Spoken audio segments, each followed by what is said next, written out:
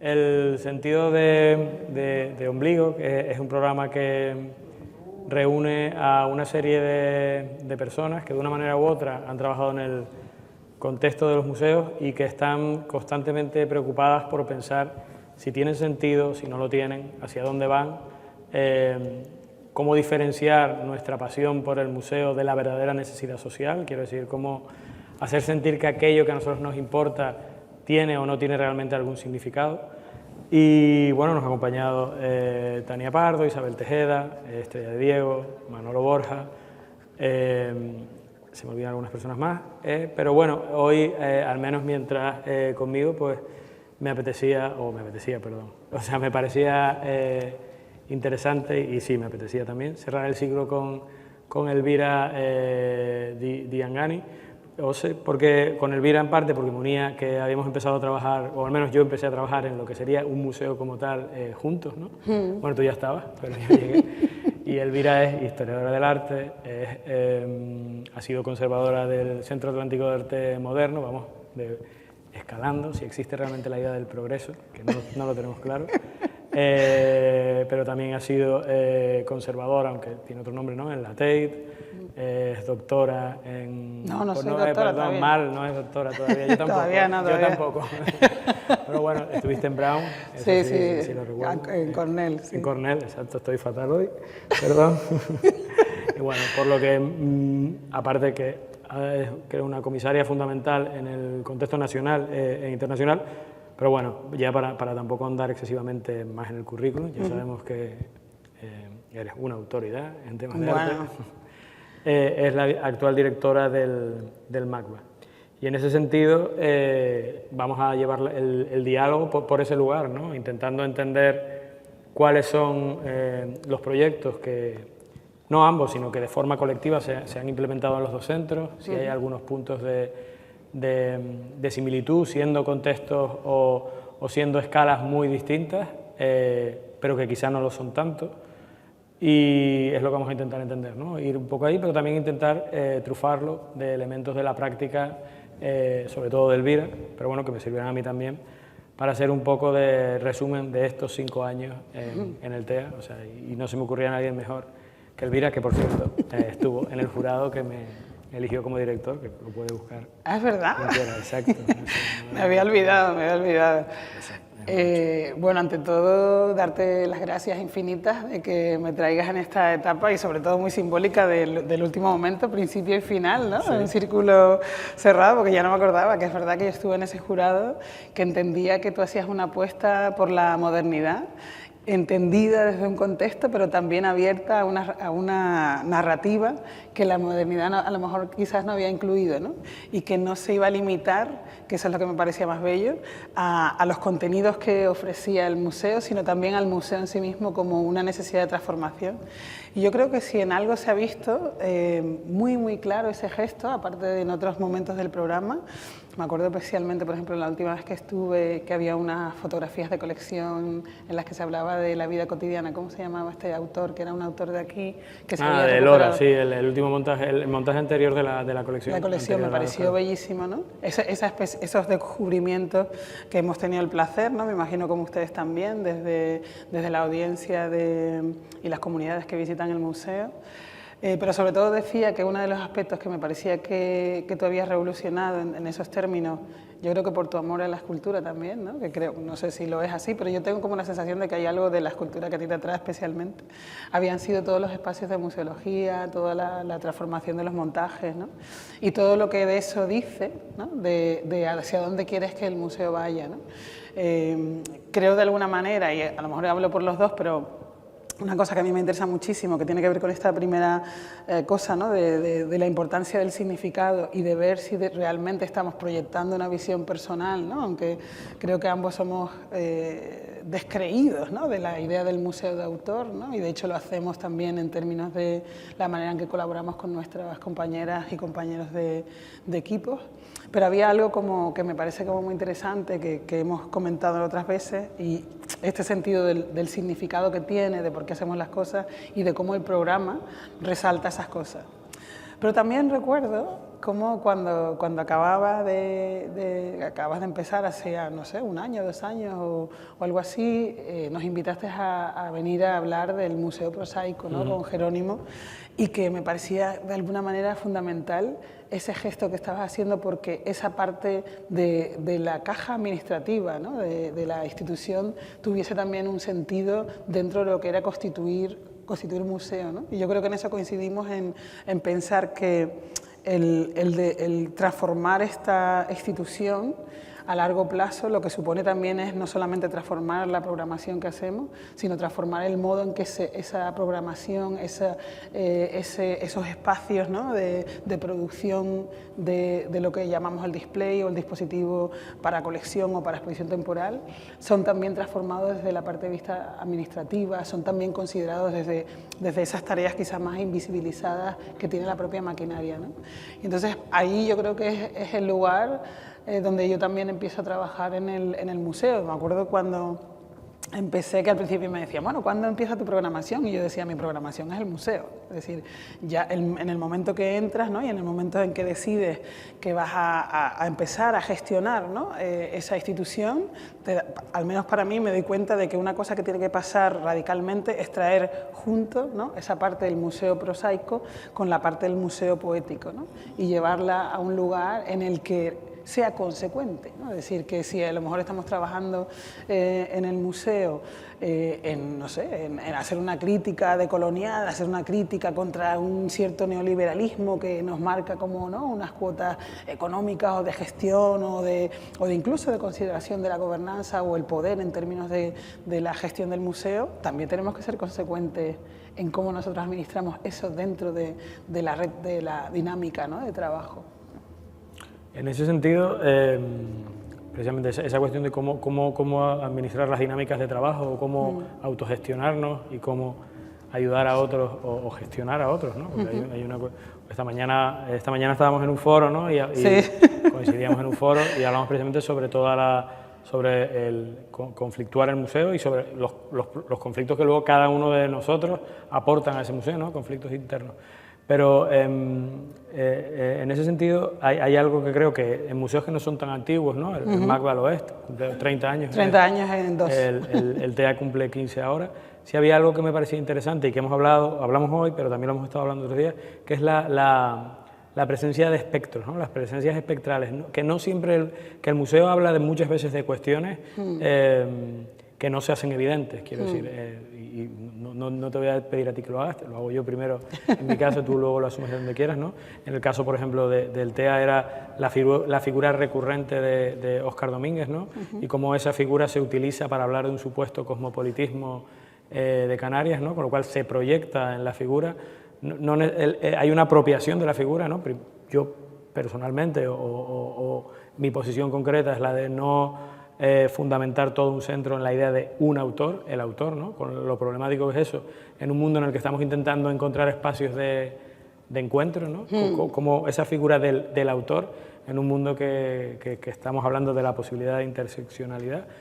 Y ese es un espectro, pero realmente ese espectro obedece también como a otras visiones, ¿no? Que son visiones políticas, que son visiones de una oligarquía, ¿no? Que se representa a través del museo, que se quiere a veces alejar de su... Lo digo en el caso de Canarias, ¿no? Que quiere muchas veces alejarse de sus conciudadanos, ¿no? Es decir, yo no pertenezco a esto, es decir, ¿cómo me puedo yo representar, así lo percibía yo al menos, o es lo que creo, cómo me puedo representar yo como europeo frente a mis contemporáneos, ¿no? Esos términos. Y ese, por ejemplo, en el caso de TEA es el espectro, que obviamente también puede tener nombres y apellidos, pero es una idea espectral que bucea constantemente en la posibilidad de la institución y cancela incluso la posibilidad de que realmente el museo sea repensado por muchas más voces.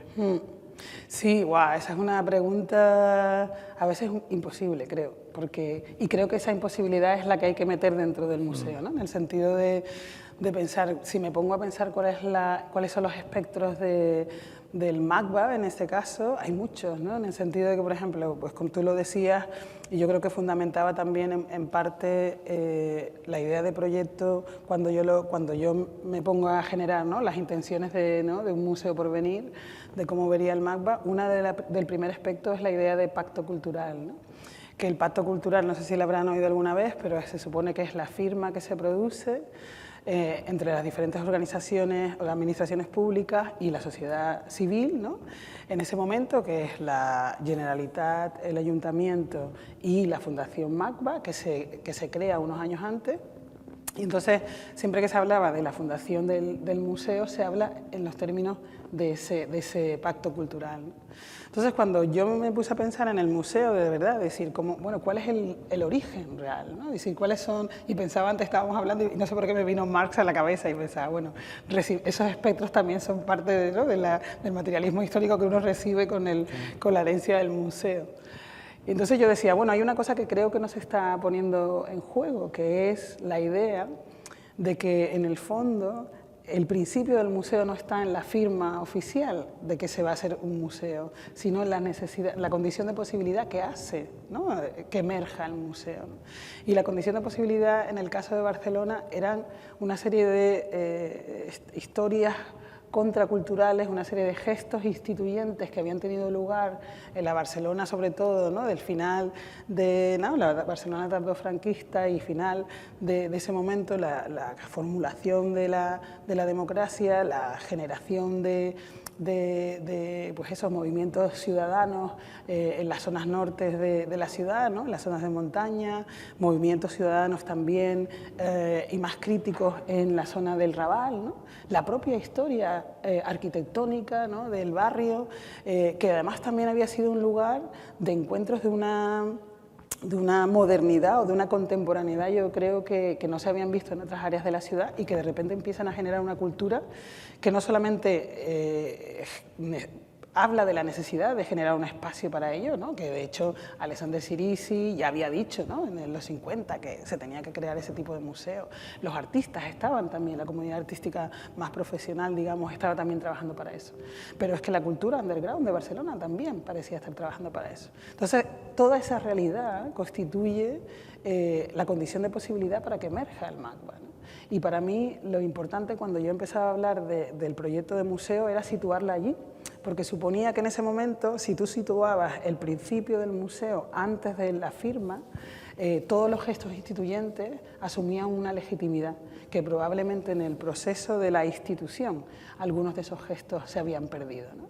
Y entonces eso no solamente producía esta cosa, ¿no? Yo le llamaban el proyecto lo vernacular, lo que pasa que luego después con la vida esto no me ha dado ocasión como para generar ese ejercicio de qué sería lo vernacular en términos de esa realidad contextual de primero Barcelona y luego Cataluña, que tiene que entrar en el MACBA para definir esa contemporaneidad en la que después nosotros reflejamos de alguna manera la identidad de las comunidades que se narran a través de, por ejemplo, la colección o programas temporales. Pero de repente sí se creaba una cosa muy importante, creo, que era tú dabas pie al contexto, no solamente legitimabas su lugar en la historia de la generación de la institución, sino su legitimidad como conversador con el museo en cualquier época del museo y sobre todo en la actual, para cuestionar lo que estaba haciendo el museo con su propia historia, ¿no? Es decir, la contracultura siempre como mirando al museo, ¿no? Porque yo creo que al final, pues yo que sé, piensa en el CCCB, piensa en el momento, la Olimpiada Cultural, por ejemplo, ¿no? Ahora nosotros vamos a sacar una exposición que se llama Revista Visual, que te habla de la plataforma que un colectivo súper joven en ese momento, con Eugeni Bonet, Juan Bofil, Manuel Huerga, Eulalia Baldosera, empiezan a trabajar en un colectivo que se llama Film Video Información y generan estos dos proyectos, uno alrededor de la figura de Michael Snow, pero también están hablando del cine experimental y también están hablando de un montón de cosas, y ellos nos cuentan, ¿no? Es decir, cuando ellos están haciendo eso, las primeras reuniones sobre cine experimental, sobre televisión experimental, ellos por ejemplo Juan Bofil y Manuel Huerga trabajan en los guiones de la serie de TV3 Arsenal, ¿no? Y ellos nos cuentan cómo pues, la Olimpiada Cultural de repente genera un mapa, digamos, oficial, ¿no? De lo que era la cultura, y muchas de esas estructuras se quedan fuera. O, por ejemplo, hablan de cómo Metrónom, pues el Aula Bardosera pone una propuesta para encontrar un espacio para hacer la fundación o donde se encuentre la gente de film, vídeo, información, y de repente Metrónom surge como propuesta de espacio que después va a generar otro tipo de prácticas alrededor de él, ¿no? y alrededor de la colección que después conocemos como la de Tous y el trabajo extraordinario que se hace desde, ¿no? y transdisciplinar que se hace desde Metrónom. Entonces, lo que quiero decir con esto es que de repente hay muchos momentos, ¿no? de la historia del contexto catalán. Yo decía, incluso para el MACBA, esto que yo estaba más cercana, tipo por Goldsmith o After All o otros compañeros que hemos estado hablando de las historias de exposiciones, pensaba, a lo mejor para nosotros lo importante es la historia del contexto, que de alguna manera te da cuenta de poner todo lo que quedó dentro de la institución, pero todo lo que se quedó fuera, ¿no? Entonces, el volver a un espectro, ¿no? Por responder directamente a la pregunta, que el espectro, en vez de ser el pacto cultural, la cosa política, el museo, digamos, normativizado, sea la otra parte que era viva, que no necesariamente entró dentro de esas condiciones de cultura o de arte que se empezaba a gestionar como parte de la colección que sería la colección que conocemos ahora, y que sea ese el que sea como el sounding board, ¿no? Digamos, la estructura que siempre está como llamando al museo a rendir cuentas, me parecía más importante que situarla dentro de como el otro gesto, que era como ¿no? el ribbon, ¿sabes? Como vas y cortas la cinta antes de iniciar el proceso. Y sobre todo, además, también una tercera cosa quizás que estoy pensando ahora es que eso proporcionaba como liveness, ¿no? Como que el museo seguía vivo, como que la conversación era ahora, como que el debate no podía ceñirse, digamos, a algo que era como un momento puntual, sino que tenía que ser algo que estaba en constante transformación, en constante regeneración, en constante significación, ¿no? Y que al final cada uno de esos momentos de significación suponían un momento también de enunciación para el museo y una posibilidad para el museo de cambiar en relación a esa conversación que mantenía con la escena, ¿no? Entonces estamos ahí ahora en ese momento de reinterpretación a través de estructuras que te permitan hacer ese gesto. Y hay otra cosa que también me parece importante, que es como de, bueno, el museo, el MACBA ha sido como un paladín de la nueva institucionalidad, y la nueva institucionalidad está muy marcada por la idea de autor, ¿no? Entonces yo creo que también había que desautorizar el MACBA en ese sentido y generar otras propuestas que también, tanto de la parte administrativa como de la parte de contenidos, nos diese la posibilidad de imaginarnos un MACBA plural, más poroso, incluso poroso a los deseos, que eso se lo decía siempre al equipo desde el primer día, ¿no? Poroso a los deseos que tienen ellos como equipo, ¿no? Es decir, una de las cosas que me satisface más es pensar que hemos creado un espacio de reflexión en el que después las compañeras encuentran lugar en donde pueden saltar, ¿no? sin miedo a lo mejor unos contenidos que ellas nunca hubieran desarrollado si no hubiera ese marco de referencia cambiado, ¿no?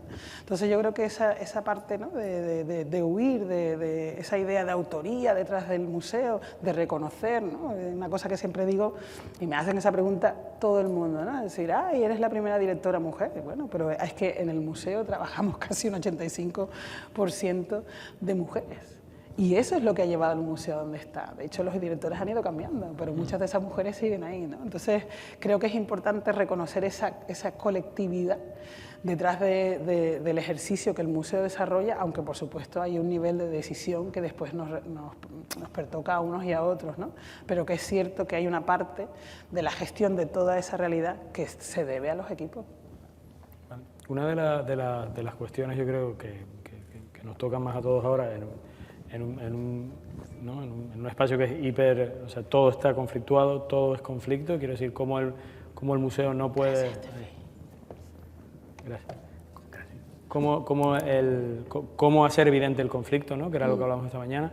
¿Cuál es la posibilidad de hacer evidente los conflictos internos, por supuesto, los conflictos que tiene el propio museo? Quiero decir, ocurre en este, ¿no? Me imagino que ocurrirá también en el MACBA, y lo hablo con tus compañeros, ¿no? Como distintas, que son posiciones políticas finalmente, no necesariamente vinculadas a la pertenencia o no a un partido, pero sí ideológicas, en términos de cómo, o sea, y genera roce la necesidad de dar voz a ese conflicto, hacerlo evidente, pero como por otro lado, cómo vencer esas reticencias a poder estar en un tiempo, ¿no? Que es lo que a mí hay algo como en las colecciones, ¿no? Por ejemplo, que están, O sea, como la colección está imbuida de la idea de tiempo, cómo se queda, o cómo la posibilidad del discurso se queda anclada a ese tiempo, ¿no? ¿Cómo podemos trabajar en traer las colecciones al presente, ¿no? Y de qué están hablando nuestras... o sea, te puedo explicar de qué están hablando nuestras colecciones, por ejemplo, ¿no? Que es un trabajo que hemos hecho a lo largo de estos años, no tanto solo pensando en la posibilidad de completarla, sino en términos de qué querían contar estas colecciones, ¿no? Que de nuevo, qué espectros surgen, ¿no? Cuando empiezas a levantar o abrir una caja o abrir otras, ¿no? ¿Cuál es la narración y qué narración te sugiere a ti, o que vas teniendo ya mucho más conocimiento, que lo vas trabajando? Que también hay algo que se nos escapa, y era algo que Fernando Esteves, ¿no? Un antropólogo, siempre lo planteaba, es decir, los técnicos, ¿no? Quién compra, quién no compra, cómo compramos, cómo no compramos. Yo mismo, quiero decir que he participado de eso, es decir, hay una parte que es privada y que está en esa compra, ¿no? Casi como un punto de, no perversión, no quiero decir en esos términos, pero qué parte de esa vida privada está en esas adquisiciones y de qué modo esa vida privada conforma las colecciones, ¿no? ¿Cómo hacer evidente eso? ¿Cómo hacer partícipe a toda la ciudadanía de esa crisis? No sé. Ay, me encanta que me hagas esta pregunta, porque creo que el proyecto de colección que tenemos ahora, Preludio, Intención Poética, tiene mucho que ver con eso. Diría dos cosas, una que es la del conflicto o el disenso en general, que me parece extraordinaria la oportunidad que nos ofrece el museo como plataforma para estar de acuerdo en estar en desacuerdo, ¿no? Agree to disagree. Porque me parece que hay una necesidad real en este mundo tan polarizado ahora por plantear dónde están los lugares de tensión y que esa tensión se pueda hacer evidente, ¿no? Nosotros, de hecho, hay una parte en la que la colección, por ejemplo, estamos haciendo eso. Abrimos colección Intención Poética, que lo hemos hecho a varias escalas, a ver si lo puedo explicar todo bien sin liarme. Debería, porque además es una exposición que he comisariado con 3 compañeras, Claudia Segura, Antonia María Perello, que es la jefa de colección y la curator, y una registro, que es Patricia Sorroche.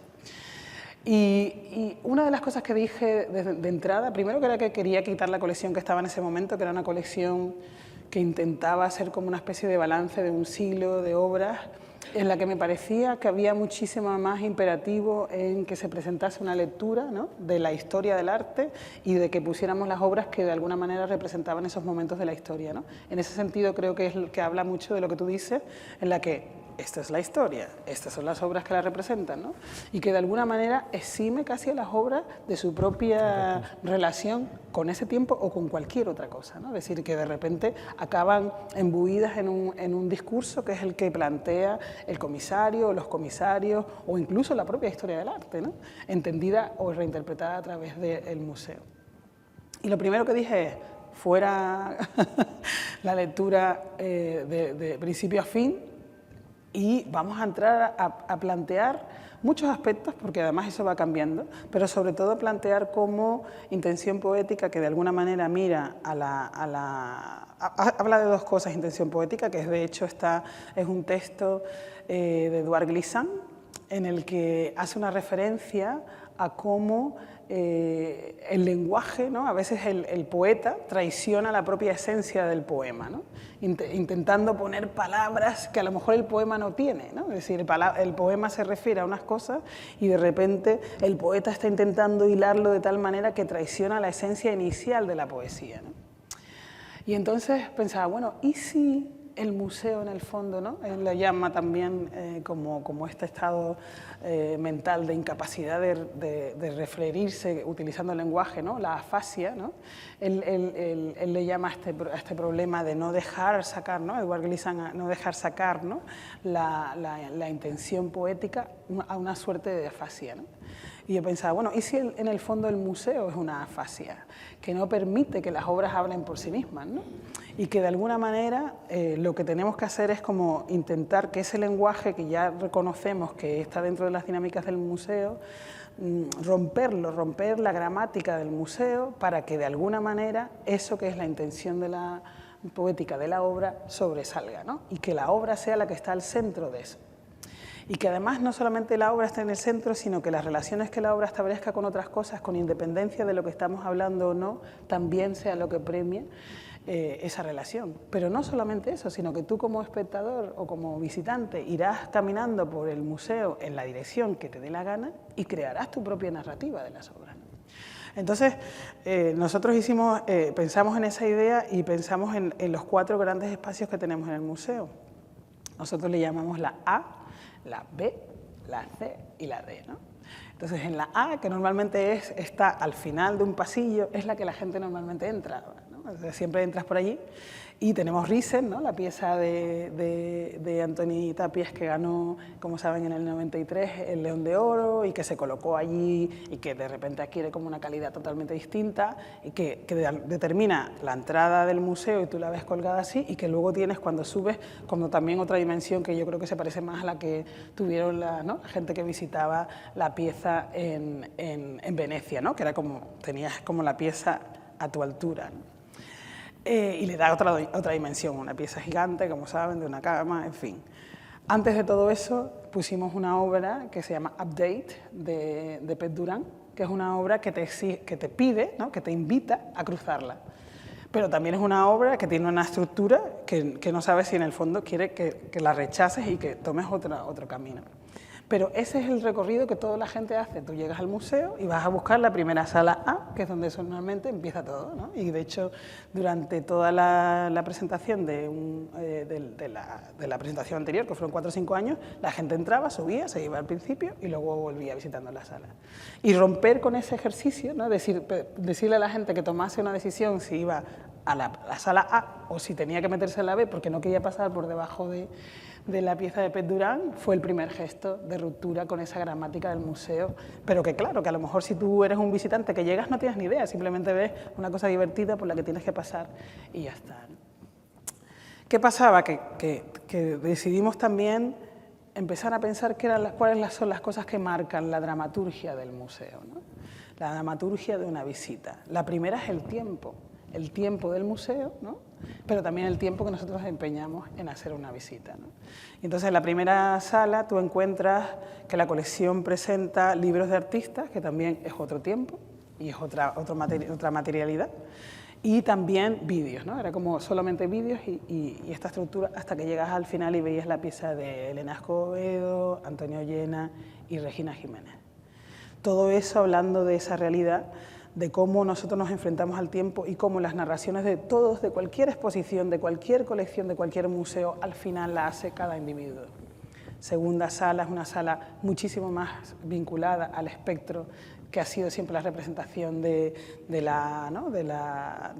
museo, ¿no? Lo más conocido, Brossa, Mestre Quadreny, la obra conceptual que tiene que ver con el lenguaje, pero también con la pérdida del lenguaje, ¿no? De nuevo hablando de esa afasia. Y de a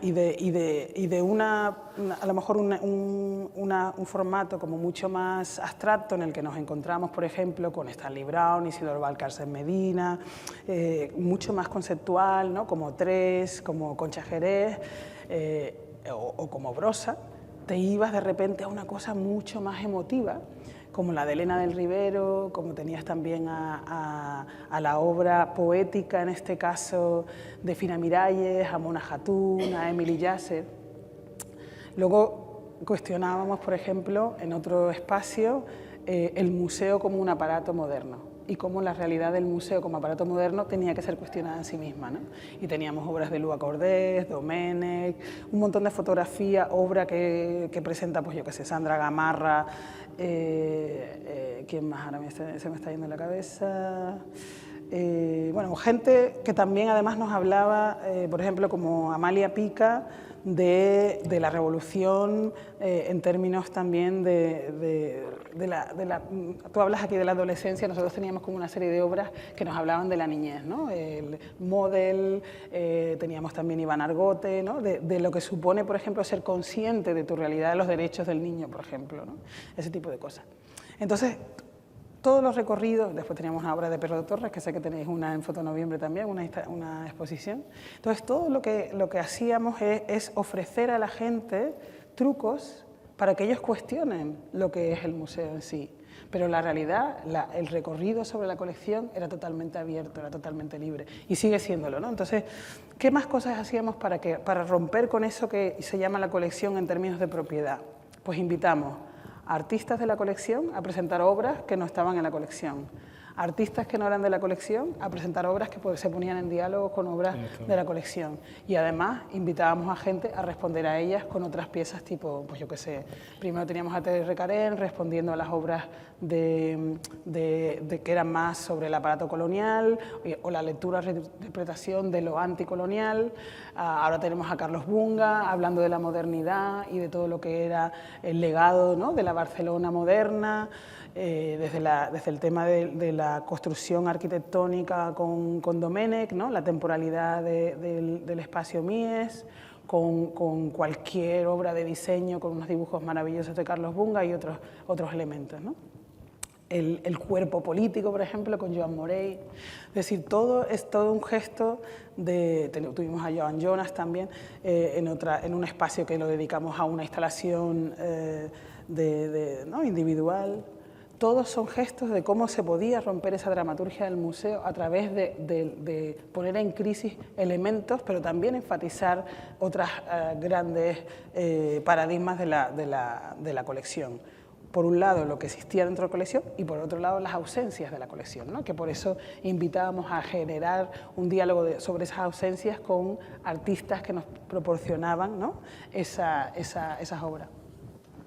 Precisamente hay como dos cuestiones ahí que me interesan mucho, que en nuestro caso era hacer evidente la museografía, que era algo que me parecía o nos parecía fundamental, en términos de el museo siempre manipula al visitante, ¿no? Siempre juega en ese estado de manipulación, pero la única posibilidad era ser evidente que existía una manipulación, ¿no? Es decir, ocurre, ¿no?, con esta exposición cuando generamos cubículos, cuando generamos esos laberintos, porque es hacer evidente que el museo está constantemente jugando, ¿no? Hay algo de juego en el museo. En eso que tú haces el juego, nosotros hacíamos hablamos más de la libertad que la gente tenía en realidad, porque pensando sobre todo en el espectro MACBA también, que es como de ese sitio abstracto, ese edificio blanco, de repente la gente no quiere entrar, ¿sabes?, porque no entiende que el arte contemporáneo les vaya a apelar, y de repente le estábamos diciendo, no, ven, que de hecho te vas a encontrar a ti mismo, ven, que hay alguna respuesta a ese rechazo inicial que tú tienes sobre ciertos aspectos del museo que pueden encontrar a lo mejor un lugar de satisfacción en la obra, ¿no? Porque al final la intención poética era lo que... Sí, el pop-up ese de la intención, que no es un pop-up ni mucho menos, sino la posibilidad de decir, oye, es que esto te apela de infinidad de maneras, ¿no? Sí. Que no son necesariamente, que son por supuesto intelectuales, pero que obedecen también como una serie de percepciones que son intelectuales, pero que no obedecen a la palabra primeramente, pero que luego se articulan en torno a la palabra. En ese sentido también me interesaba mucho, ¿no?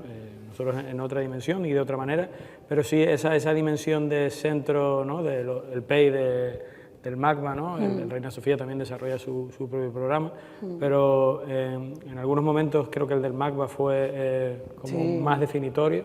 Creo que hay una intención de recuperar. Bueno, no hay una intención de recuperar nada, pero sí hay intención de de hacerlo presente. O sea, ¿en qué medida eso es más emancipatorio? Y me dirás, mira, es que no me interesa nada esta pregunta, a lo mejor, pero ¿en qué medida, quiero decir, esos programas... Todo lo que dices me interesa. Bueno, pero ¿en qué medida partiendo de ahí. Vale, pero ¿en qué medida esos programas de educación, quiero decir, son opuestos a lo universitario, son posibilidades emancipatorias que no están en lo universitario, o no necesariamente es algo que vamos... El otro día hablaba con Yaisa, ¿no?, que obviamente es amiga común, pero también es una voz que a los dos nos interesa muchísimo, ¿no? Ella planteaba tensiones sobre, no veía esos espacios, en el caso, ¿no?, lo planteaba en el caso del Reina, por ejemplo, decir, oye, no sé en qué medida no es necesario volver ese espacio a la universidad, y lo que hay que repensar la universidad, no abrir esa dicotomía, como lo... Pero bueno, lo veo así, sobre todo porque además piensa cómo empezó el PEI, era un lugar muy teórico, ¿no? Y yo creo que había unos espacios de teoría y se invitaban a una serie de celebridades, ¿no?, en muchos casos. A veces había como, la primera etapa sobre todo con Xavier Antic fue como más filosófico, centrado en un programa que a lo mejor la universidad no ofrecía, y después se abrió espacios en los que yo creo cuando ya llega el tiempo de Pablo Martínez o incluso antes con Paul Preciado, se está rozando una cosa que ya la universidad ya empieza a hacer, pero que también espacios como el CSB Debate ya lo está haciendo desde hace mucho tiempo y lo hace con otras dinámicas que a lo mejor también son más productivas, ¿no? Pero sí que me parecía interesante, a tenor de lo que tú decías, y creo que lo estamos haciendo en términos de la transformación del PEI ahora, en el que hay como una cosa más experiencial. que tampoco quiero decir que te lleve al programa que hace la Whitney, pero es más cercano a ese programa de lo que era a lo mejor una atención filosófica, es decir, de qué manera existe una parte que a lo mejor todavía la universidad no cumple, o nosotros a lo mejor en el caso de Yaiza y mío lo hemos descubierto más del modo que trabajamos en Goldsmith, ¿no? Que tienes otro tipo de libertad, y sobre todo en el que es más profesionalizada en el sentido de que mezclas lo que estás haciendo en las aulas con algo que de repente tiene una incidencia directa en el resultado del aprendizaje de los miembros, los estudiantes con los que estás trabajando, en el terreno real en el que esa profesión se va a desarrollar después. Pero como que no puede replicar el modelo, o sea, tiene que ser otra cosa, ¿no? Y tiene que ser otra cosa que además se sabe dentro del museo, o que incluso que pensaba que me ibas a preguntar eso, ¿no? Que yo creo que avanza a cosas donde el museo debería ir, ¿no? No necesariamente solamente lo que está pasando, sino dónde vamos a ir más allá de lo que se está produciendo ahora, tanto en ese programa como en el museo en sí. Es que esta mañana que hablábamos de eso, ¿no? Sí, era nosotros, o sea, la misión como, pues yo soy director artístico, o sea, ni siquiera tengo todas las facultades que tú tienes, ¿no? O se me dan todas las facultades que tú tienes, tampoco probablemente las querría, pero es decir, en términos ideológicos, ¿no? Cuando se nos pide, nosotros hablamos a través de la programación, o sea, quiero decir, creo que es una programación muy clara y que marca una serie de cuestiones, que por eso también creo que las personas que hacemos esa programación debemos ir rotando porque tienen que tener cabida esas otras sensibilidades, ¿no? Otras posibilidades que claramente, o sea, el museo surge en términos excluyentes, o sea, y siempre excluye, o sea, eso es una cuestión como que de la que nunca somos, es decir, trabajamos en términos de inclusividad porque nos interesa, por supuesto, que toda la ciudadanía participe, que toda la ciudadanía nos escuche, pero claramente no damos voz a todo el mundo. Claro. O sea, yo mismo, quiero decir, ahí asumo la responsabilidad que tengo y además ha sido una responsabilidad consciente, términos de corresponde en este momento y en este tiempo, entiendo que son estas personas, pero por otro lado, inevitablemente me surge siempre la preocupación de a quién no hemos dado voz, ¿no? Claro. Hay dos cosas ahí súper interesantes. Una que es la idiosincrasia de los sitios, y a mí me pasó cuando llegué a The Showroom, que es un espacio muy pequeñito en Londres, que es lo que se llama una galería pública, y que cuando estaba allí en la última etapa tenía la sensación de que uy, cuidado, que estoy como proyectándome en algunas cosas que quería hacer que no estaban dentro de la idiosincrasia del museo, y en ese momento tú sabes que te tienes que ir. Es decir, la charity, ¿no? Decía yo, ostras, estoy haciendo cosas que van a afectarla a un nivel que no está concebido dentro de la propia estructura, ¿no? Es decir, entonces tengo que dejar la estructura aparcada para yo irme a perseguir mis sueños a otro sitio, ¿no? Creo que eso es como muy sano y lo hice creo que a tiempo. Y ese fue mi interés también, a lo mejor en un lugar como MACBA, que tenía su propia idiosincrasia, pero también tenía la capacidad de generar ese espacio de generar, yo no diría de autoría, bueno, o la puedes decir, pero sin necesidad de que esa autoría sea individual. Ay, te quería decir una cosa y ahora se me olvida. Como no me apuntas rápido, es que tengo me están olvidando un montón de cosas, porque así si algo se me olvida. No, pero lo decías antes tú, ¿cómo me habías planteado? Fíjate. Bueno, planteamos la posibilidad de que voces, a que voces no damos exacto, voz, ¿no? Exacto, sí. O sea, no damos voz, no es dar voz, sino que quién no puede hablar. Y de las ausencias, ¿no? De que existen. Es que por ahí va la pregunta. Entonces, hay una cuestión que es, y ese es un espectro del MACBA también, ¿no? Es decir, ¿a quién se ha dado voz, ¿no? Hay una misión del museo de disfrutar del arte, de promocionar la cultura catalana y los artistas que han producido en Cataluña y tal, de trabajar con la comunidad, ¿sabes? Hay todo un ejercicio y me acuerdo de una compañera me decía, pero no sé qué ¿por qué no nos quieren? ¿No? Decía, me acuerdo que decía, digo, pero claro, no es responsabilidad de la gente quererte, tú también tienes que hacer algo para que te observen, para que se sientan apelados, ¿no?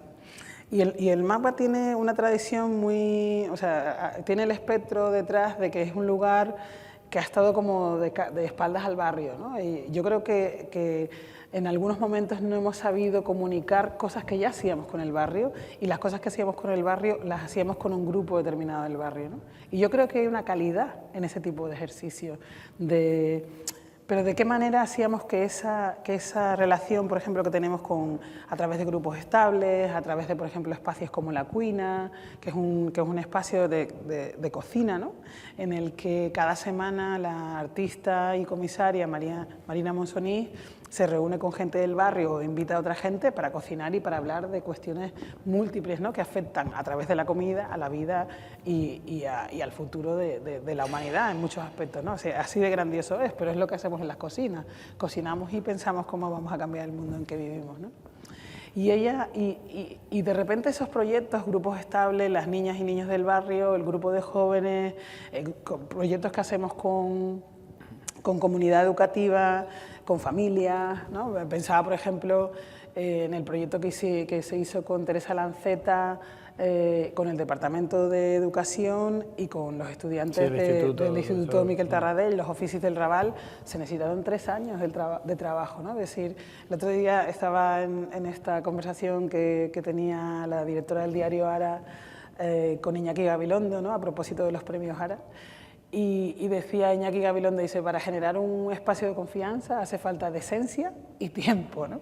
Entonces yo creo que también hay que ser muy consciente, como decías tú, de a quién dejamos o no entrar en ese ejercicio, pero yo sí que creo, y es un ejercicio que estamos intentando hacer en el museo, que hace falta generar una estructura de diálogo constante, ¿no? Por eso que decía antes, ¿no? Es decir, es que hay una cosa, ¿cómo se llama? Accountability, que se dice más en inglés, sí, ¿cómo se diría aquí? La como, contabilidad de... No, pero como dar, o sea, que tú tienes que dar cuentas públicas, ¿no? Bueno, dar cuentas, sí. ¿no? Dar cuentas de lo que estás haciendo. Y me parece que, por ejemplo, generar, como estamos intentando ahora, un consejo de jóvenes y también generar un consejo social que de alguna manera afecte a la gobernanza del museo dentro de lo que podemos de nuestros estatutos, ¿no? Sería una manera de acercar el programa de una manera más permeable o de acercar nuestros modos de hacer o de entender de qué metodología estamos hablando como para incluir dentro del museo esas otras voces que a lo mejor no se han sentido tan incluidas. Entendiendo que hay unos límites para todo eso, ¿no? Y decía, bueno, al final ni el museo, o sea, si hablamos por ejemplo de horizontalidad, ¿no? Que es una cosa que también hablamos hoy, ni el museo estamos dirigiéndolo en términos de una asamblea, porque al final alguien tiene que decidir y si hay que cortar la cabeza ya se sabe que siempre se echa al entrenador, ¿no? Y después también que de la misma manera que tú escuchas todo lo que la gente dice, tampoco vas a hacer la exposición del Barça solamente porque eso sea lo que daría más éxito, ¿no? Entonces hay una cosa que es lo que dices tú, decir, al final los museos, las instituciones culturales son marcos de referencia. Yo creo que el MACBA tiene que ser, por un lado, un museo situado en el contexto en el que está, y está en un barrio, pero también está en una ciudad, y también tiene que proyectar el arte que se produce en Barcelona y en Cataluña y a los artistas que trabajan en Barcelona y en Cataluña al circuito internacional, ¿no? Porque han formado parte de esa realidad y de esa historia del arte que se cuenta, tanto entonces como lo pueden formar ahora, ¿no? Entonces a mí hay una parte ahí de eso, ¿no? De la toma de decisiones, de a quién contamos según qué cosas, de qué importancia, para quién estamos generando este proyecto, ¿no? Y sobre todo yo siempre digo, trabajamos para el museo no de ahora, sino del museo que vendrá, ¿no? Porque creo que también es una cosa como muy saludable, como bien decías tú, que no todo se va, que yo a lo mejor generaré procesos que luego se perderán, pero generaré unos procesos de donde yo creo que el museo debería estar y encaminarse, que tiene que ver también con un diálogo que estamos abriendo a toda nuestra gente, ¿no? Por ejemplo, una cosa que estamos haciendo, que es el proyecto de la estrategia y el plan de acción. En el museo ha habido un montón de momentos participativos, ¿no? Y de hecho con Janse Hernández, que ambos queremos muchísimo, empezamos una cosa que le llamamos el museo posible, ¿no? Y yo le dije, oye Yaisa, me encantaría que me ayudases a tener conversaciones que vayan en función de generar algo que tiene que ver en cómo hacemos que todo lo que nosotros pensamos de lo institucional se viva desde dentro y empezar a ver qué siente la gente que ha supuesto para ellos toda esta vida dentro del museo y de qué manera, no es tanto perseguir, ¿no?, proyectos inacabados, sino pensar en los límites que tiene el museo, ¿no?, posibles en términos de cuál es el marco de posibilidad del museo, en términos de todo lo que se puede crecer, pero también cuál es el marco de posibilidad en términos de lo que restringe al museo en sí. Y a eso le llamamos el museo posible, que es como una nueva manera de interpretar lo que está pasando. Y nunca pensamos que fuera una cosa que se iba a sacar, que tenía que ser un trabajo, que iba a ser visible, sino en realidad tenía que ser una primera aproximación a lo que estábamos haciendo, lo que hacían las compañeras, cuáles eran las tareas invisibilizadas del museo, cuáles son las condiciones materiales, de qué manera estamos intentando hacer un museo consecuente en términos programáticos de lo que es también en términos administrativos y prosaicos, ¿no?, por seguir el comentario de Jerónimo, ¿no? Entonces, para nosotros esto de repente ha sido como, para mí, el imaginario que se está generando va más allá de la participación en términos neoliberales, ¿no? Y pese a que además pues hay muchos momentos en la generación de un planteamiento sobre la institución que se le pregunta a la comunidad inicial, que son los primeros usuarios del museo, que es el equipo, que al final son frustrantes, ¿no? Porque el equipo te cuenta tantas ideas que quieren hacer y luego nada de eso surge en los planes, ¿no? Entonces, una de las cosas que nosotros estamos haciendo, intentando también de comentar, ¿no?, a todo el equipo que eso es lo que queremos hacer, pero que a lo mejor hay aspectos de esos que no serán letra por letra lo que ellos están escribiendo, pero que sí estamos escuchando esa realidad y estamos haciendo esa gestión, ¿no?, de cómo imaginarnos el museo en los próximos años, teniendo en cuenta todas esos, no solamente unos deseos en términos individuales, pero también unos deseos de unos profesionales que tienen, ¿no?, que llevan haciendo esas acciones constantemente. En ese sentido, para nosotros ha sido fundamental las acciones de programas públicos, ¿no? Onda Corta, por ejemplo, porque es verdad que nosotros iniciamos, ¿no?, el proyecto, por ejemplo, con el que nos incorporábamos al centro, es verdad que era un proyecto sobre temas que creíamos fundamentales a la cultura y al arte contemporáneo, y en ese sentido debían ser tratados en este museo porque está en Canarias, porque Canarias está... hay una serie de cuestiones que le son fundamentales como territorio, ¿no?, y a todas las personas que vivimos, que van llegando y que se van yendo, ¿no?, que en ese sentido. Y esas exposiciones se marcaron al inicio, pero para nosotros fue fundamental, por ejemplo, el trabajo y lo comentaba con las compañeras, con Onda Corta, porque Onda Corta, que es ese programa de mediación, ¿no?, un laboratorio de información en el que no somos nosotros quienes elaboramos las publicaciones, no somos nosotros la mayor parte de las veces quien elabora los contenidos sobre las exposiciones, sino es público que se aproxima, personas que participan, y ahí nos fuimos dando cuenta, o sea, de que, no impacto en términos neoliberal, ¿no?, es decir, a quién llegamos, sino, es decir, cómo se interpretaban las cosas y cómo se nos devolvían, ¿no?, y qué nuevas reflexiones había que incorporar, y eso ha ido cambiando constantemente la programación. O sea, una de las cosas, por ejemplo, con la que estoy muy satisfecho y siempre se lo recomiendo al mundo, es como no hay que llegar con las exposiciones cerradas. O sea, en cierta forma hay como una serie de cuestiones que tienen que tener lugar, pero las exposiciones son elementos cambiantes, ¿no? Fíjate, hay una cosa ahí que yo matizaría, que me parece importante, que las colecciones nunca tienen ausencia, porque la colección es un cuerpo cambiante y la colección es la que tenía que ser en ese momento. No la que tenía que ser, pero no es la que obedece a ese momento y a un montón de acciones y perversiones, por supuesto, que las hay, y acciones políticas y pensamientos políticos. Entonces, cada vez estoy menos seguro de que sean ausentes. La cuestión es si nosotros, o sea, quienes se van incorporando a la colección, quienes van haciendo colección, no queremos que la colección sea otra cosa, y cada vez la colección, cada pieza que se incorpora a la colección la lleva a otro lugar y es otro cuerpo, ¿no? Claro, hay una cosa en ese sentido que para mí la ausencia tiene que ver más con un recorrido pasado, como para entender qué se dejó de contar. O sea, no necesariamente porque tú vayas a volver a contar ese trozo, porque yo estoy también en contra de la idea esa de la colección completa, ¿no? Exacto, es decir, el rescate, esa idea del rescate. O sea, no se trata de eso. De hecho, por eso yo invito a gente a que venga a hablarnos de esos espacios que no se cubrieron por algo. Entonces, es decir, de qué manera ese diálogo que se crea entre dos obras nos remite a un momento que no se quiso atender en esa ocasión, ¿no? Y de qué manera, por ejemplo, rompe con la idea de que eso tenga que tener un sentido, ¿no? Pero te cojo el testigo de esto que dices de que no es necesariamente no hay necesariamente esa necesidad, porque realmente para mí la ausencia era justamente de notar esas políticas, ¿no? Porque el espectro de la colección completa también es un problema para mí, ¿no? Es decir, claro, pero la colección siempre está completa, y me explico porque siempre obedece a la idea colectiva, pero una idea colectiva que no es en absoluto totalitaria, sino que obedece a un colectivo muy concreto. Claro, pero por ejemplo, para mí, ese colectivo concreto está intentando decirte que ellos están haciendo la verdadera narración de lo que se tiene que contar. Y lo que le estamos diciendo es decir, bueno, aquí hay una grieta, ¿cómo se habla de esa grieta, ¿no? Es decir, no es tanto por enfatizar ese gesto para decirte, eso que tú pensabas que era la narración completa, quizás no lo es. O sea, poner en discusión la certeza del museo, que también creo que si hay una cosa que tú rompes con el museo moderno, o sea, cuando intentas romper ese museo también de estructura, que a mí me pasa, creo, igual, es esa cosa de decir, a ver, esa narración está...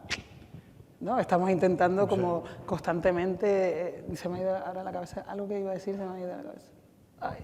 Bueno, ya me vendrá. Pero de cómo en realidad hay una parte en la que uno tiene que romper con esa idea de certeza, eso es lo que quería decir, ¿no? Es decir, que de hecho lo que tú haces cuando rompes con la dramaturgia del museo es decir que el museo, esas otras cosas son posibles, sin necesidad de que todo eso que determinaba su propia dramaturgia, como lo hemos recibido nosotros, sea lo que tiene que seguir hacia el futuro, ¿no? Y para mí no es que yo no estoy diciendo que lo que yo estoy haciendo del MACBA ahora sea el MACBA que tiene que seguir, lo que estoy diciendo es que a lo mejor el MACBA que fue también era posiblemente cuestionable. ¿Sí?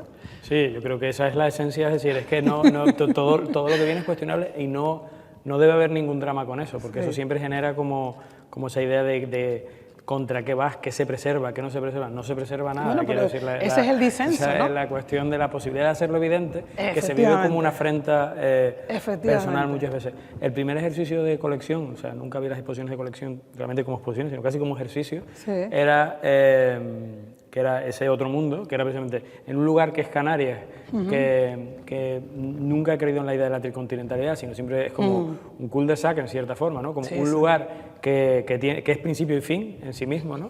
Y eso me parece importante. ¿Qué historia del arte emerge de esta colección? Es decir, cuando cogemos un manual de historia del arte, ¿no? ¿Y qué historia del arte emerge? Pues surgía una historia del arte de la imitación, a veces, de otros tiempos expandidos, la posibilidad de no necesariamente tener que explicar el surrealismo como algo que empieza en un momento y acaba en otro, sino no ocurre nada porque alguien quiera expandirse hasta el 2020, me es igual, quiero decir, y no necesariamente. Y lo que empezamos a ver era como intentábamos, quiero decir, qué cuadro tenemos del año del Guernica, ¿no? Es decir, vale, entonces, ¿qué nos da la colección? O sea, ¿qué historia del arte cuando confrontas con la otra? Que creo que eso es como, me pareció como fundamental, el primer ejercicio que podemos hacer es ¿qué historia del arte va a emerger de esta colección en la que constantemente se están escondiendo obras, ¿no? Porque luego está esta cuestión de lo cualitativo y lo cuantitativo. Yo creo que es súper interesante también entender las colecciones como algo cuantitativo y no cualitativo. Que eso es... Bueno, eso es como el principio del museo, ¿no? Cuando tú hables, cuando se abre el MACBA, lo primero que pasa es que se abre el MACBA, el edificio, y la gente ve un edificio vacío, ¿no? Y esa es la obra. Y esa es la obra. Y esa es la obra. Lo demás ya vendrá. Meyer fue muy listo en ese sentido, ¿no? Entonces, de repente, se empieza a repoblar el museo, en general, y muchas veces con colecciones de otra gente, no necesariamente... O sea, es decir, es como, ¿cómo se crea? Casi se crea sin programa. En realidad, pues yo qué sé, pues tienes a Daniel Gayal Miracle, que ahora escribió ese fantástico libro en el que habla de esos principios de su gestión en el MACBA, o tienes a un Miquel Molins también, ¿no? Que tienen como una idea, pero claro, en el fondo todo eso choca con una estructura grandilocuente que a mí me recuerda un poco también cuando pienso en los años, o sea, ese Meyer, de hecho, ese edificio Meyer, y esto lo estoy pensando ahora en alto, pero me recuerda un poco como cuando, por ejemplo, veías espacios como el Teatro Nacional de Lagos, que es un teatro nacional que se construye en 1975, bueno, se construye para el festival, el segundo festival que se suponía que iba a pasar antes del de Argelia, ¿no? 66 en Senegal, o sea, en el 66 de Senegal, que es como para Festival de Artes Negras, el festival africano, ¿no? Que es el que se desarrolla en Argelia, y después el de Lagos, que además se detiene por la guerra de Biafra y después se abre y tal. Pero tiene este inmenso, además grande que la vida, o sea, una cosa inmenso, Teatro Nacional, que tenía no sé cuántos mini teatrillos dentro. Es como, o sea, es una nave espacial, nave nodriza en toda su legitimidad, ¿no? En esta cosa de el nigerianismo como una manera de entender el panafricanismo casi, por eso ya esto es para otra charla. Claro. Y entonces de repente dices, hostia, estos tíos se imaginaron el Meyer como ese gran, o sea, era como casi un paralelo a la Olimpiada, ¿no? Que yo siempre digo que Barcelona adolece de Barcelona del posevento, ¿no? Y todo, como la Olimpiada fue tan impresionante, pues llega el Fórum, todo tiene que ser como esa, o sea, todo el mundo tiene que hacer como un festival para ver si llega a eso. Y el MACBA como edificio es una estructura que casi obedece a esa misma retórica, ¿no? Y que en el fondo es una cosa muy curiosa porque además habla de un tiempo propio del museo, o sea, se declara autónomo, ¿no? Porque tú vas físicamente, la arquitectura además hace eso de verdad. Tú llegas y cuando tú entras en el museo, lo primero que tienes aquí para subir, o sea, tienes el espacio del atrio y unas salas aquí. Antes estaba la ONA, que era donde estaba la recepción y que ahora está la tienda, y aquí atrás estaría como unas cristaleras abiertas, que es donde está ahora lo que llamamos la ONA, pero que en realidad es la recepción del museo y que por temas de seguridad y tal se cierra también, con lo cual tú entras por un espacio muy pequeñito, muy tal, mientras que el museo, ¿sabes?, va creciendo, ¿no? Tú ves la rampa, ves el atrio, ves la pieza de Abilly en The Rock al final de todo, y entonces tú empiezas a subir por la rampa y tienes a este lado un espacio a lo mejor de 2,5 metros de ancho y toda la cristalera, que es el único desde el que tú ves la ciudad, la calle, ¿no?, el atrio, o sea, el podium del museo a tu altura. A partir de ahí tú empiezas un camino, ¿no?, que es el que te va a descubrir una serie de exposiciones y te las va a descubrir mientras tú caminas, ¿no?, hacia un lugar que es el tiempo del museo que te separa de la realidad, porque tú estás subiendo y empiezas al lado y el Raval queda lejos, ¿no?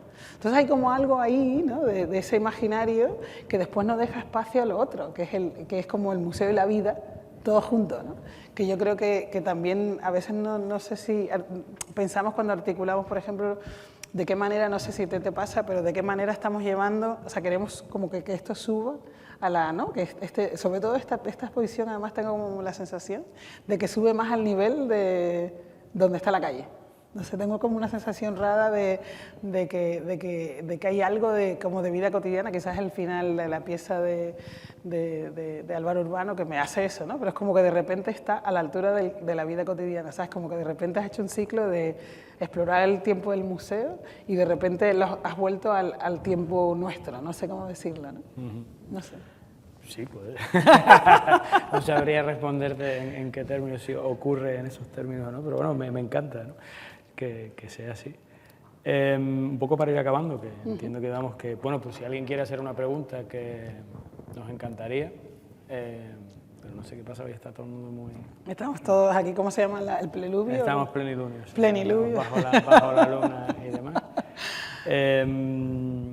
Yo, con un par de matices, ¿no?, si quieres, y ya para ir concluyendo.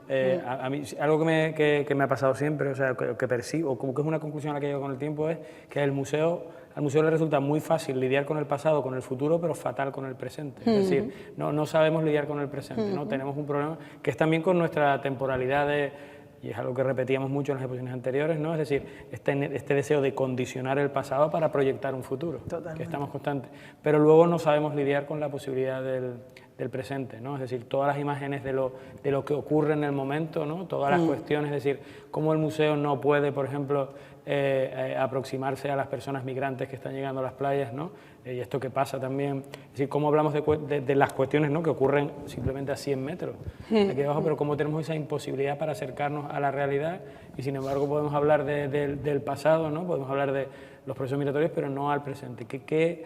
¿Cuál es el campo, o sea, cuál es el espacio para romper esa posibilidad, ¿no?, esa barrera? A mí es como algo que me genera porque se nos demanda una responsabilidad social, pero cuando nos acercamos a esa responsabilidad social nos alejamos también de nuestra propia praxis, ¿no?, que Claro. es para lo que surgimos. Sí, es una pregunta a mí me crea estupor cada día porque, por ejemplo, en términos en el Raval donde estamos nosotros y sobre todo alrededor del museo, hay muchos grupos de gente sin hogar, hay mucha gente sin hogar, algunos son...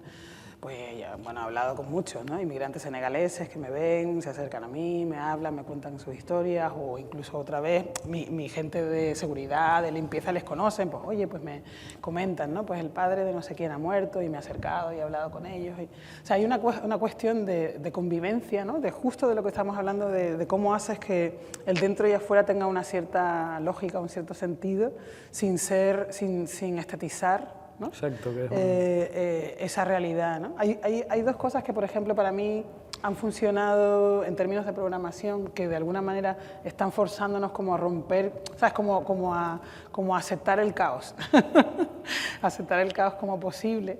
Una fue la pieza de María José Arjona dentro de la exposición de María Teresa Hincapié, que era una pieza en la que ella acabó invitando a una serie de performers que se escogieron a través de un proceso de selección que hicieron con el Grané, que es un centro de danza, en el que al final no hacían un casting, sino que la gente fue trabajando a lo largo de un día y después la gente, no sé si ella escogió a 1 o 2 personas, fueron preguntándole con quién se habían sentido mejor al trabajar, ¿no?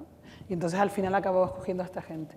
Y el grupo de las cosas, durante todo lo que fue el proceso del proyecto, estuvo, y eso te hablo como del presente del museo, para empezar, ¿no? Y después te hablaré del otro presente. El presente del museo estaba cuestionado por el grupo que se llamó el Grupo de las Cosas, lo pueden encontrar en internet si quieren mirarlo, sobre todo en Instagram. Y las consignas que tenían ellos era que tenían que hacer algo en el museo, pero se suponía que era una performance, pero en realidad no había ningún guión, ¿no?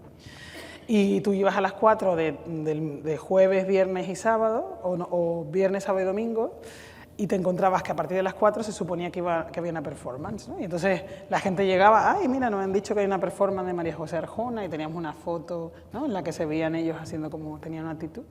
Pero después a veces pasaban cosas, ¿no? Pero luego otras veces simplemente no pasaba nada, o había gente tirada en el suelo, o gente desnuda en una esquina de la arquitectura, gente, pues yo qué sé, estaban estas cosas, ¿no?, que se llamaban ellos, haciendo según qué cosas, pues, pintando el suelo, utilizando cajas, o sea, de repente abrazamos el caos como posibilidad a través de eso. Y eso fue una forma de lidiar con el presente, tanto de ellos mismos con sus propias ¿no?, tribulaciones, y no sabían exactamente qué hacer, qué no hacer, se cuestionaban cuando la gente incluso les preguntaba, oye, ¿saben dónde está la performance? Y ellos no sabían qué decir, no sabían cómo encontrarse, y ver la evolución que hicieron todos ellos, algunos eran actores, otros eran performers, bailarines oficialmente y tal. El recorrido que hicieron fue increíble, ¿no? Otro es lo que está pasando ahora, que se llama 108 días, con Lidia O'Rahman, una artista argelina que lleva viviendo en Barcelona desde 2021 y que invitamos a hacer una nueva comisión para la torre del museo, y ella decidió que invitaría a una persona de ese paisaje social con el que ella ha convivido desde su llegada a Barcelona a que utilizara la torre del museo para hacer lo que le diese la gana. Y entonces cada día va alguien que decide hacer lo que quiera, ¿no? Por ejemplo, en estos que han sido como 3-4 días desde que se abrió, pues el primero lo hizo como una especie de inauguración, ¿no?, con Laura Ninó, que es una de la familia del Champagnet, que es un espacio de trabajo, es de hecho un bar, ¿no? Lo que pasa es que es un bar de barrio, de cuando el Born era un barrio durísimo, ¿no?, en el que la gente no quería ni entrar. Y ella hizo como una especie de comida agape muy especial para la primera tarde.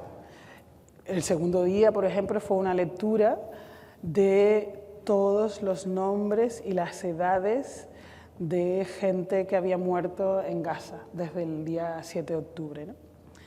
En una performance de larga duración, Samira, una perteneciente al colectivo, a la Asociación Palestina de Cataluña, estuvo leyendo los nombres y las edades de los miembros, me emociono solamente de pensarlo, y toda la torre estaba ocupada por filas de nombres de estas familias, niños, ¿no?, desde 1 año a 7 años, 81 años, 75 años, nombres de 10, 15, 20 miembros de la misma familia.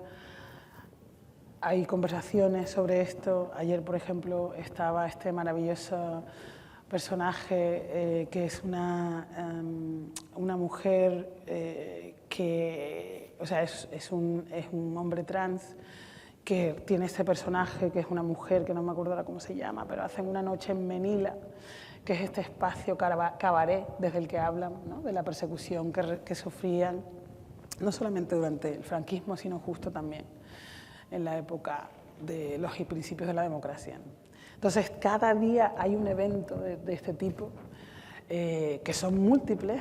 Yo qué sé, estará un día la señora que le ayudó a hacer su cuenta bancaria en el banco. O sea, no todo tiene que ser como dramático, ¿no? Es también la vida, bueno, todo ese drama, ¿no?, es el drama, el humor, las relaciones con el mundo que ocurren, están ahí. Y esa es una forma de tratar con el presente del museo, pero también el presente de lo que nos rodea en esos días al museo. La otra es la más compleja. La otra me la veo todas las mañanas cuando voy y pienso, Dios mío, o sea, ¿qué vamos a hacer? Pensaba, había una obra de Michael Rakovich que era como un espacio en el que tú utilizabas, ¿no?, las salidas de aire de los edificios en Nueva York para crear casitas donde la gente se echaba a dormir y se podían tener un espacio para no morir congelados, la gente sin hogar. Y yo me planteo decir que verdaderamente qué podemos hacer nosotros por algunas de estas personas que rodean el museo, pero no solo ese museo, las bibliotecas de Barcelona, cualquier espacio, hay muchísima más gente, ¿no?, durmiendo en la calle después de la pandemia. También pienso mucho de qué manera, por ejemplo, hubo una apropiación del espacio público cuando el resto de la gente desapareció, ¿no? Y cómo ellos que tuvieran esa oportunidad ¿no?, de apropiarse del espacio, sí, de repente ese espacio se les es negado una vez que nosotros volvemos a la vida cotidiana. Entonces hay algo de esa relación con la apropiación del lugar que me encantaría poder resolver de alguna manera, pero también es como dices tú, ¿no?, decir nosotros, o sea, podemos hacer no sé qué podemos hacer, pero no somos politólogos, no somos sociólogos, no llevamos los servicios sociales. Y a veces usurpamos ese espacio y lo hacemos mal. Quiero decir que eso es una cosa que me preocupa. Y para mí el problema es que lo haces estetizando. Esa pobreza, ¿no? Es decir, tan mala es esa estetización como la parafobia, ¿no? Es decir, es como no porque tú le des como, ¿sabes?, como un lugar de preeminencia, estás resolviendo. Pero hazme otra pregunta para acabar como con una nota más alegre, chico, que de repente me he puesto un poco. No, la verdad es que ya quería acabar. Venga, Octavio, hazme una pregunta. O hablemos de otra cosa, o comenten ustedes, ¿no? Porque al final los museos, sin la gente que está ahí, no... Hay una señora que quiere preguntar. Tengo una pregunta muy importante para mí. ¿Puede usted explicar un poco más qué es para usted el elemento narrativo? ¿El elemento narrativo? En las exposiciones. Pues depende de la exposición. O sea, el elemento narrativo, en el caso de la colección que está ahora, es justamente su propia ausencia, demandar que no exista ese elemento narrativo, ¿no?, para que tú no tengas que verte forzado a seguirlo. Entonces, lo que hicimos como narración, allí son claves para que entiendas el dispositivo museo, cómo te hace reaccionar a según qué cosas, ¿no? Es decir, lo que es la visita, ¿no?, cómo se propone la visita, qué sentido tienen los contextos conceptuales desde el que se habla en el museo, de qué manera se enmarca la obra de arte dentro de unos discursos, ¿no?, y cómo dentro de un discurso y dentro de un espacio institucional. Entonces, toda la narrativa en ese sentido es cómo se rompe esa propia narrativa, cómo se desgrana esa propuesta. Las otras narrativas, el sentido de lo narrativo, por ejemplo, en términos de lo institucional, tiene también que ver cómo se cuenta el museo más allá de lo que contamos como programación. Y la unión, ¿no?, del museo prosaico y el museo poético, para mí es la que te da lugar a ese museo posible, yo lo llamaría, ¿no? No sé si eso responde a tu pregunta. Gracias, es una pregunta bellísima. Bueno, pues gracias, Elvira. Gracias por acompañarnos un sábado, que también les digo, no se me ocurría nada mejor que venir de aquí. Así que tampoco, a mí tampoco. Es siempre una cosa de agradecer. Bueno, la gente viene porque quiere, o sea, tampoco pasa nada. Y es como debe ser. Y nada, les emplazo a que sigan viniendo a los museos, los sigan poniendo en crisis, se exija y exijamos constantemente pensar incluso en la posibilidad de que desaparezcan como una opción posible y quizá positiva. No sabemos. Yo, si me lo permiten, como amiga de Gilberto, quería, y como profesional, que además admiro tu trabajo y vengo y miro tus exposiciones, quería agradecerte el trabajo que has hecho aquí en el TEA, por lo que supone para todos nosotros que también seguimos estudiando a través del trabajo de compañeros, y desearte todo lo mejor. Y que sigas haciendo exposiciones, que lo haces increíble. Gracias a todo el equipo del TEA que me ha traído hoy aquí, y nada, tú por invitarme a esta conversación, que te las tenemos antes, durante y después. Sí, me encanta. Ha sido muy larga. Estoy súper contenta de que no haya sido uno de estos encuentros fortuitos que tenemos, sino de verdad la posibilidad de sentarnos a hablar. Muchas gracias. Muchas gracias a ti. Venga.